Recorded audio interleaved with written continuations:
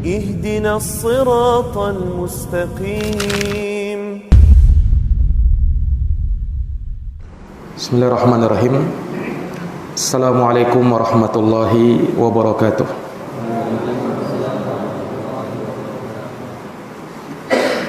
Innal hamdalillah nahmaduhu wa nasta'inuhu wa nastaghfiruh wa na'udzu billahi min syururi anfusina wa min sayyiati a'malina.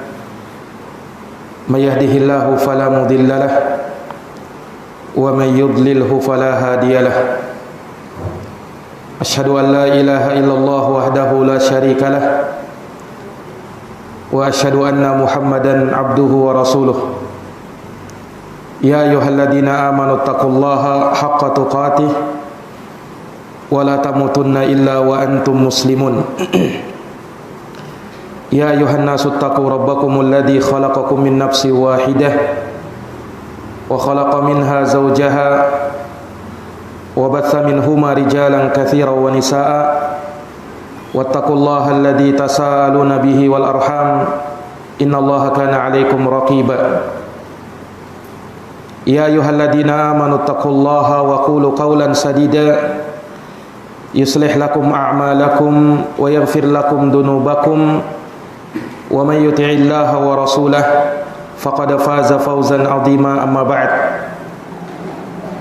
fa inna asdaqal hadithi kitabullah wa khairal huda huda Muhammadin sallallahu alaihi wa ala alihi wa sahbihi wa sallam wa syarrul umuri muhdatsatuha fa inna kulla muhdatsatin bid'ah wa kulla bid'atin dhalalah wa kulla dhalalatin finnar. Ikhwani fid din wa akhwati fillah, a'azani Allah wa iyyakum. Alhamdulillah, pada malam hari yang berbahagia ini, dengan taufik dari Allah Subhanahu wa taala, kita berkumpul di tempat yang mulia ini, di mana pada malam hari ini insyaallah taala kita akan membahas suatu pelajaran penting terkait dengan bulan yang tidak lama lagi insyaallah taala akan menghampiri kita, yaitu bulan Ramadan. Maka tentunya seorang muslim dan muslimah, dia butuh bekal sebelum menyambut kedatangan tamu yang mulia. Bulan Ramadan, bulan yang penuh dengan ibadah, amal saleh. Tentunya kita butuh persiapan agar bisa menyambut bulan Ramadan dengan sebaik-baiknya. Dan persiapan yang paling penting untuk kita persiapkan adalah persiapan ilmu. Karena sebagaimana yang dikatakan oleh para ulama, al-ilmu qoblal qawli wal amal. Berilmu itu lebih didahulukan sebelum kita berucap dan beramal. Maka walaupun pembahasan tentang fikih Ramadan, hukum-hukum seputar Ramadan, puasa di bulan Ramadan, ini sangat sering kita jumpai pada setiap tahunnya, mungkin sering dibuka pelajaran dan pembahasan tentang ini. Namun tentu tidak ada salahnya manakala kita memurajaah kembali, mengulang kembali pembahasan-pembahasan tentang fikih Ramadan, karena yang namanya ilmu itu harus dimurajaah. Ilmu itu harus diulang kembali supaya semakin kuat dan betul-betul tertanam di dalam hati kita. Terlebih Ramadan itu datangnya sekali dalam setahun. Iya, maka ilmu tentang ini sangat mungkin untuk terkadang terlupakan pada sebagian perbahasan dan permasalahannya, butuh untuk dimurojaah lagi Maka dengan memohon pertolongan kepada Allah Subhanahu wa taala, kita akan mengkaji pembahasan ringkas seputar hukum-hukum tentang puasa Ramadan. Iya, risalah yang akan kita ambil adalah risalah ringkas yang berjudul Mukhtasar Ahkamus Siyam. Ya, sudah kami bagikan PDF-nya di grup. Siapa yang ingin melihatnya bisa dilihat di situ. Nah, ini betul-betul mukhtasar ya. Karena hanya terdiri dari 11 halaman saja. Atau 12 halaman sama penutupnya. Naam.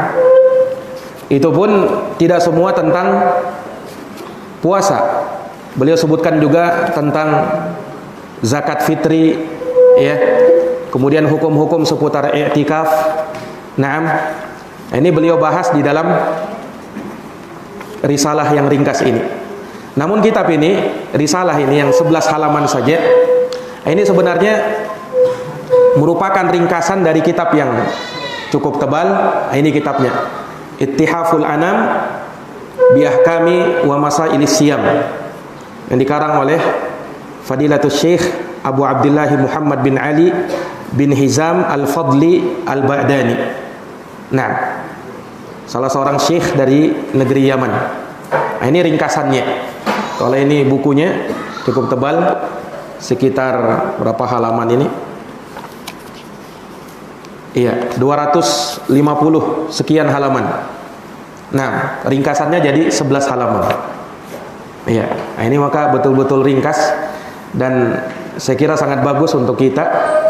Karena beliau tidak membahas di dalamnya tentang ikhtilafat para ulama, khilaf yang terjadi di kalangan para ulama seputar hukum puasa Ramadan. Beliau hanya menyebutkan perkara-perkara yang rajih, yang kuat menurut penulis, menurut beliau. Tentunya berdasarkan dalil-dalil yang sahih dari Al-Quran maupun sunnah Nabi Sallallahu Alaihi Wasallam. Iya. Kitab ini atau risalah ini judulnya Mukhtasar Ahkamis Siyam, yang dikarang oleh Abu Abdullah Musa bin Abdullah bin Yusuf Al-Bar'awi hafizahullahu taala, dan telah dibaca, dikoreksi dan diizinkan penyebarannya oleh Syekh Abu Abdullah Muhammad bin Hizam Al-Ba'dani hafizahullahu taala. Iya. Kita akan masuk dari membaca kitab ini di halaman yang pertama. Di situ beliau memulai tulisannya dengan Bismillahirrahmanirrahim, kemudian menyebutkan khutbatul hajah. Iya, khutbah yang sering kita dengarkan, innal hamdalillah nahmaduhu ta'ala wa nasta'inuhu wa nastaghfiruh, sampai akhirnya, dan beliau mengatakan amma ba'd. Lalu beliau menceritakan ya sebab mengapa beliau menulis ringkasan ini. Nah, dan dari mana beliau meringkas. Ya, di mana beliau diminta oleh sebagian ikhwah al-afadil untuk memurajaah terkait dengan hukum-hukum seputar puasa, maka beliau pun melakukannya dan meringkas dari beberapa permasalahan penting yang disebutkan oleh Syekh Muhammad bin Hizam Al-Ba'dani hafizahullahu taala. Beliau salah seorang ahli fikih di negeri Yaman. Nah, dan sebenarnya beliau meringkas ini dari pembahasan syarah dari Syekh terhadap matan kitab Ad-Durar Al-Bahiyah fil Masailil Fiqhiyah karya Imam Asy-Syaukani rahimahullah, dan juga kitab ini Ittihaful Anam bi Ahkami wa Masailis Siyam. Nah, ini kata pengantar dari beliau rahimahullahu au hafizahullahu taala. Taib. Kemudian beliau langsung masuk pada al-faslul awal, pasal yang pertama, as-siyamu, yaitu tentang masalah puasa. Iya.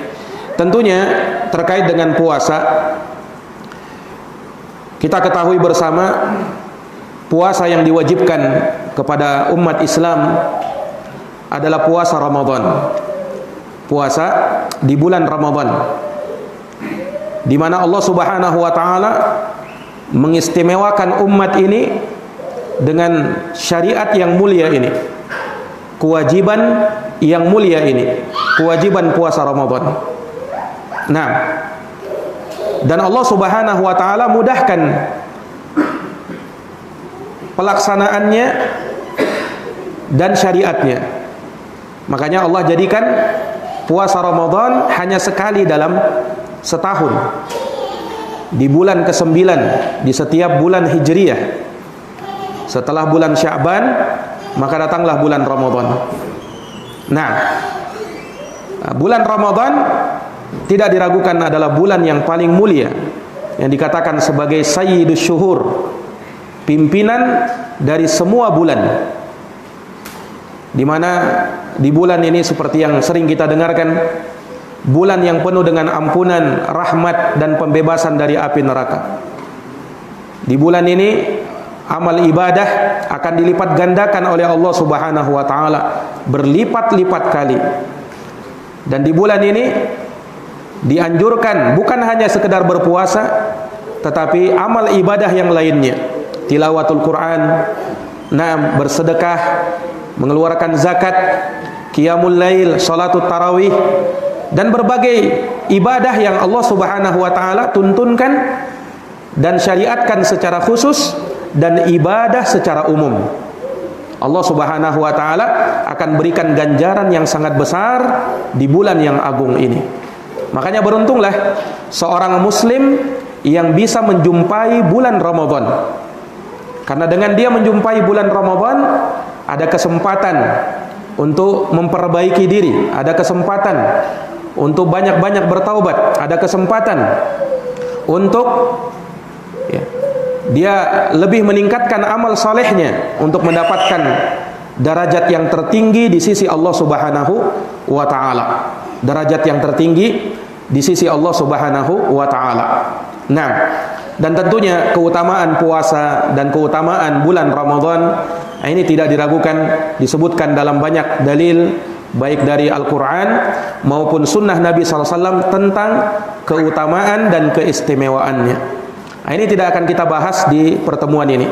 Kita langsung dari pembahasan Al-Faslul Awwal As-Siyamu. Pasal yang pertama yaitu tentang puasa, Ta'rifus Siyam, definisi puasa. Ya. Beliau sebutkan di situ dalam catatan kaki ucapannya Syekhul Islam Ibnu Taimiyah rahimahullahu taala di dalam Kitabus Siyam min Syarhil Umdah, di mana Syekhul Islam berkata, as-saumu khamsatu anwa'in. Puasa itu ada 5 macam. Puasa itu ada 5 macam. Yang pertama, as-saumul mafrud bisyara' wa huwa saumu syahri Ramadan adaan wa qadaan. Puasa yang diwajibkan oleh syariat yaitu puasa Ramadan. Puasa Ramadan yang ditunaikan di bulan Ramadan. Yang kedua, dari puasa yang diwajibkan juga yaitu puasa qada Ramadan. Ini bagi orang yang punya utang puasa,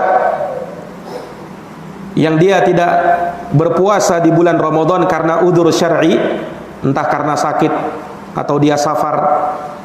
Nah, maka dia berbuka dan nanti mengkodoknya, menggantinya di hari yang lain. Maka mengkodok puasa Ramadan juga hukumnya wajib. Dan itu puasa jenis yang kedua. Dia bagian dari puasa Ramadan, tetapi dilakukan bukan di bulan Ramadan, kodoknya saja, gantinya. Nah, kemudian yang ketiga, was-saumul wajib fil kafarat. Puasa wajib karena bayar kafarah. Puasa wajib karena bayar kafarah, bayar denda. Nah, kemudian yang keempat, wal wajib bin nadar. Puasa karena nadar. Seseorang yang pernah bernadar, dia bernadar, kemudian dia mewajibkan dirinya untuk berpuasa, maka ketika itu dia wajib untuk berpuasa. Ini puasa karena nadar. Dan yang kelima adalah puasa sunnah. Nah, puasa sunnah ini mencakup puasa Senin Kamis, puasa Daud, puasa Arafah, puasa hari Asyura 10 Muharram, ya, puasa 3 hari dalam sebulan. Naam, ini puasa-puasa sunnah. Jadi puasa ada 5 menurut Syekhul Islam. Yang pertama tadi apa? Puasa Ramadan di bulan Ramadan. Yang kedua, puasa qada Ramadan. Yang ketiga,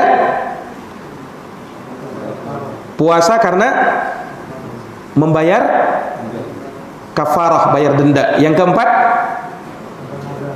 puasa nazar. Yang kelima, puasa sunnah.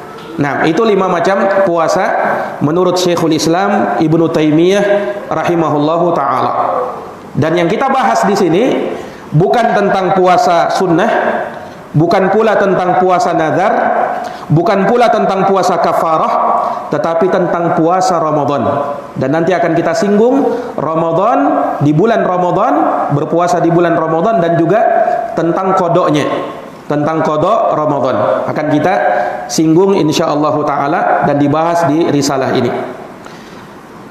Para ikhwah dan akhwat, a'azani Allah wa iyyakum. Apa definisi puasa? Di sini beliau katakan lughatan al-imsaku. Puasa secara bahasa artinya menahan. Puasa secara bahasa artinya menahan. Nah, wa minhu qauluhu ta'ala inni nadartu lirrahmani sauma. Ya, yang menunjukkan akan hal ini adalah firman Allah Ta'ala di surat Maryam ayat 26. Di surat Maryam ayat 26. Iya, ini kisah tentang Maryam yang dia melahirkan putranya yang bernama Isa alaihi salam. Kemudian Maryam alaihi salam membawa putranya tersebut kepada kaumnya dalam keadaan beliau bernadar untuk berpuasa. Tetapi puasanya Maryam bukan puasa dari menahan lapar dan haus, tetapi dia berpuasa dari tidak berbicara. Makanya disebutkan dalam ayat, inni nadartu lirrahmani sauma. Sesungguhnya aku bernadar kepada Allah Ar-Rahman untuk berpuasa. Falan ukallimal yauma insiya. Maka aku tidak akan berbicara kepada seorang pun dari manusia. Nah, di sini Maryam berpuasa dengan menahan diri dari berbicara. Karena yang namanya puasa artinya menahan. Iya. Orang yang tidak tidur, yang bergadang di malam hari juga dikatakan sebagai orang yang berpuasa. Yani as-saumu anin naum. Dia berpuasa dari tidur. Maksudnya menahan diri dari tidur. Nah, karena yang namanya puasa artinya menahan. Imsak. Imsak itu artinya menahan. Iya. Ini secara bahasa. Adapun menurut syariat, kata beliau hafizahullahu taala, wa syar'an qala al-Qurtubi rahimahullah. Adapun menurut istilah syariat, maka didefinisikan oleh Imam Al-Qurtubi sebagaimana dalam tafsir beliau, Tafsirul Qurtubi, pada tafsir ayat surat Al-Baqarah, ya, ayat 183. Beliau mendefinisikan apa itu puasa. Puasa menurut beliau adalah huwal imsaku anil muftirat. Puasa adalah menahan diri dari segala pembatal-pembatal puasa. Ma'aqtiranin niyati bih, disertai dengan niat. Min tulu'il fajri, dimulai dari terbitnya fajar, ila ghurubis syamsi, sampai terbenamnya matahari. Saya ulangi, puasa definisinya adalah menahan diri dari segala pembatal puasa. Menunjukkan bahwa pembatal puasa itu banyak. Nanti akan dijelaskan apa saja yang bisa membatalkan puasa. Ma'aqtiranin niyati bih, disertai dengan niat. Yang namanya puasa ibadah, dan ibadah itu harus ada niat. Innamal a'malu binniyat. Amal-amal itu disertai dengan niat. Tidak sah puasa kalau tidak berniat untuk berpuasa. min tulu'il fajri, dan dia menahan itu semua dari semenjak terbitnya fajar, ila ghurubis syamsi, sampai terbenamnya matahari. Sampai terbenamnya matahari. Nah, dari pagi sampai sore. Dari semenjak azan subuh berkumandang sampai azan maghrib berkumandang. Nah, inilah definisi dari puasa. Iya. Maka puasa itu bukan menahan diri dari tidur menurut istilah syariat, ya. Bukan menahan diri dari berbicara, bukan. Tetapi menahan diri yang bisa membatalkan puasa. Termasuk di dalamnya yang paling intinya adalah makan dan minum. Menahan diri dari makan dan minum serta melakukan hubungan badan, hubungan suami istri. Nanti akan kita terangkan lebih lanjut lagi. Iya. Jadi dia menahan diri dari semua itu. Nah, dan harus ada niat. Harus ada niat di dalam hati, dan niat itu letaknya di dalam hati menurut kesepakatan para ulama. Dan yang namanya puasa ada waktunya. Iya. Tidak di semua hari dia berpuasa. Nah, kalau di bulan, ya kita pahami bersama, di bulan Ramadan. Dan di bulan Ramadan dari mulai semenjak terbit fajar sampai terbenam matahari. Dan yang namanya puasa ada syarat-syaratnya, ada ketentuan-ketentuannya. Nah, nanti akan kita jelaskan. Sebagaimana sholat ada syarat-syaratnya, puasa juga ada syarat-syaratnya. Yang mana kalau syarat ditinggalkan maka tidak sah puasanya, harus dikerjakan. Nah, dan puasa itu, ya, tidak semua orang diwajibkan berpuasa. Ada kriteria orang-orang yang wajib berpuasa. Makanya anak kecil tidak wajib berpuasa, orang gila tidak wajib berpuasa, orang kafir tidak wajib berpuasa di saat dia masih kafir. Nah, ini nanti akan kita terangkan insyaallah taala. Iya. Dan puasa Ramadan, para hadirin yang dirahmati oleh Allah, adalah puasa yang wajib berdasarkan kesepakatan ulama, dan dia termasuk dari rukun-rukun Islam. Rukun Islam yang keberapa puasa Ramadan? Hah? Rukun Islam yang ke 4 atau 5? Hah? Iya, ulama beda pendapat. Ada yang mengatakan puasa Ramadan itu rukun yang keempat, dan itu yang paling masyhurnya di tengah kita. Dan ada yang mengatakan puasa Ramadan rukun yang kelima. Iya, karena urutannya kan syahadat, kemudian sholat, ini sepakat ini, kemudian zakat, itu rukun yang ketiga. Nah, rukun yang keempat puasa dan haji. Sebagian ada yang menghitung rukun yang keempat haji baru puasa. Karena memang ada dua hadis yang menyebutkan perbedaan seperti itu. Kalau dalam riwayat Muslim dikatakan, ya, syahadat, sholat, zakat, puasa dan haji. Itu dalam riwayat Muslim. Tapi kalau dalam riwayat Bukhari dan Muslim lebih kuat lagi. Disebutkan syahadat, sholat, zakat, haji baru puasa. Haji baru puasa. Nah, ini tidak masalah perbedaan yang seperti ini, karena ya sepakat bahwasanya puasa Ramadan dan haji kedua-duanya rukun Islam. Itu tidak ada perbedaan. Hanya yang berbeda urutannya saja. Apakah dia yang keempat atau yang kelima. Walaupun di tengah masyarakat kita yang lebih ma'ruf, yang lebih umum diketahui bahwa puasa rukun keempat, sementara haji rukun yang kelima. Nah, itu tidak masalah insyaallah taala. Para hadirin yang dirahmati dan dimuliakan oleh Allah, hadis yang masyhur dalam hal ini dalam riwayat Bukhari dan Muslim dari sahabat Ibnu Umar. Rasulullah bersabda, "Buniyal Islamu ala khamsin." Islam dibangun di atas 5 rukun. Syahadati alla ilaha illallah wa anna Muhammadar Rasulullah.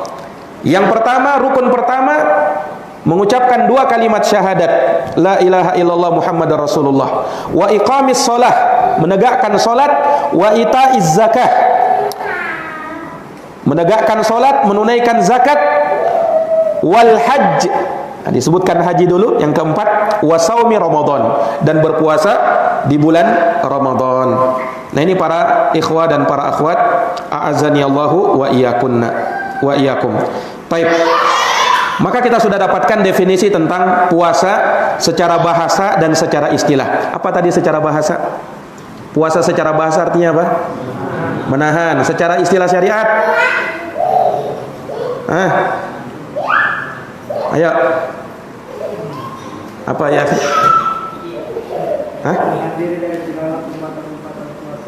Apa? Menahan diri dari pembatal-pembatal puasa, terus sebelum itu menahan diri dari pembatal-pembatal puasa, terus disertai dengan niat. Kemudian waktunya dari terbit fajar sampai terbenamnya matahari. Taib. Itu definisi tentang puasa. Taib. Kemudian beliau sebutkan di sini mata furidho syahru Ramadan. Kapan diwajibkan puasa Ramadan? Ya, kapan diwajibkan puasa Ramadan? Di sini beliau nukil ucapannya Imamun Nawawi rahimahullahu taala dalam Syarhul Muhadzab. Qala al-Imamun Nawawi rahimahullah fi Syarhil Muhadzab. Berkata Imamun Nawawi rahimahullahu taala di dalam kitabnya Al-Majmu' Syarhul Muhadzab pada jilid 6 halaman 250.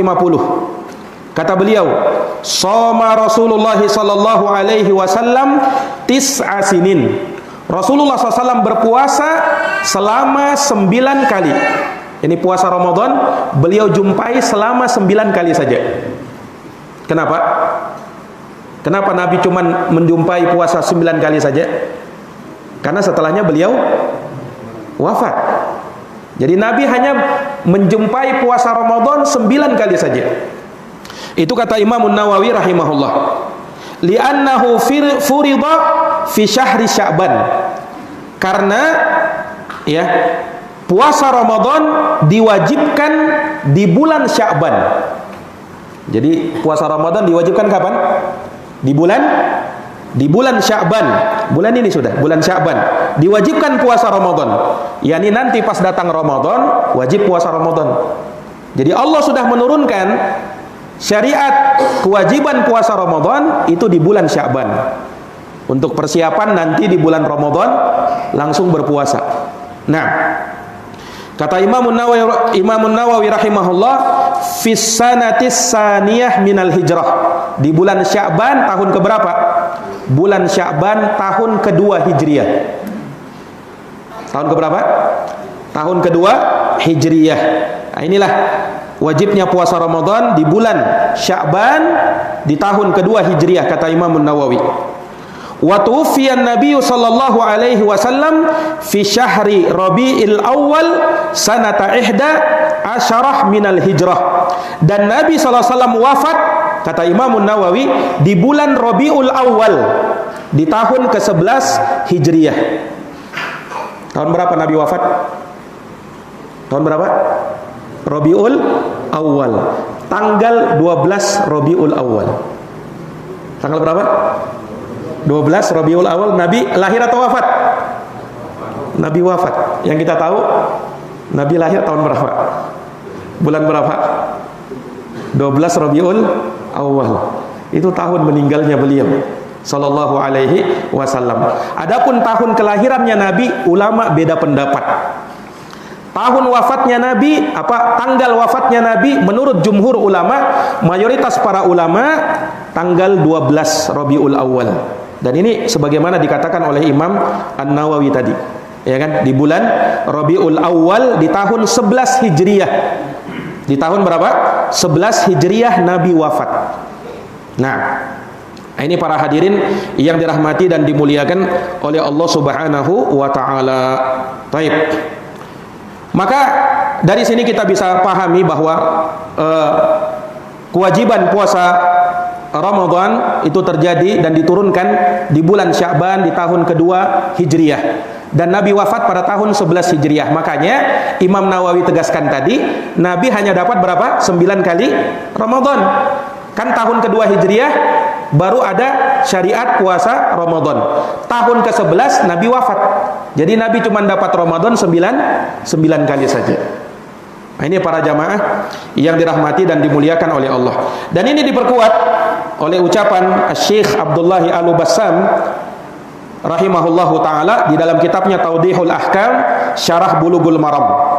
Kata Syekh Abdullah Al-Bassam rahimahullah, wa furida saumu ramadhana fi sya'ban fi sanati saniyati minal hijrati fasoma Rasulullah sallallahu alaihi wasallam tis'ata ramadhanat ijma'an.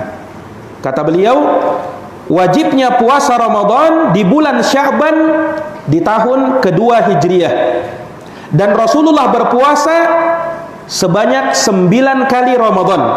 Dan ini kata Syekh Al-Bassam menurut kesepakatan ulama. Ulama sepakat tidak berselisih pendapat di dalam perkara ini. Jelas ya? Nah, ini para hadirin, para ikhwah dan akhwat, a'azaniyallahu wa iyyakum. Baik. Kemudian di halaman berikutnya, setelah beliau menjelaskan tentang definisi puasa, kemudian wajibnya puasa Ramadan, ya, setelahnya marhalah, tahapan-tahapan wajibnya puasa. Ya, ini nanti saya tanya ya, satu-satu saya tanya nanti.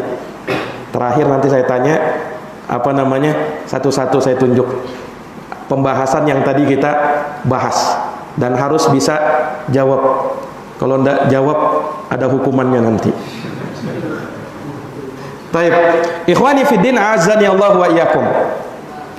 Pembahasan berikutnya terkait dengan ahwalu fardiyatis siyam. Tahapan-tahapan wajibnya puasa Ramadan. Nah, ternyata wajibnya puasa Ramadan itu ada tahapan-tahapannya. Ada tahapan-tahapannya. Tidak langsung puasa Ramadan turun seperti yang sekarang ini kita ketahui bersama, syariatnya begini, cara pelaksanaannya begitu. Tidak langsung seperti itu. Ada 3 tahapan yang dilalui. Ada berapa tahapan? 3 tahapan yang yang menjadi tahapan diwajibkannya puasa Ramadan. Tahapan pertama. Sebelum wajibnya puasa Ramadan, ya, di sini dikatakan oleh Syekh, umira al-muslimuna awalan bisiyami yaumi Asyura. Ya, kaum muslimin diperintah berpuasa di hari Asyura. Jadi sebelum puasa Ramadan, yang wajib bagi kaum muslimin berpuasa adalah puasa apa? Asyura. Puasa Asyura puasa tanggal berapa? Tanggal 10 Muharram. Dulu itu puasa wajib hukumnya. Itu dulu apa? Puasa wajib hukumnya. Sebelum wajib datangnya kewajiban Ramadan. Puasa Ramadan. Nah, dan ini sebagaimana ya diterangkan di dalam hadis riwayat Bukhari dan Muslim dari hadis Aisyah radhiyallahu taala anha, dan juga datang dari hadis Ibnu Umar radhiyallahu taala anhuma.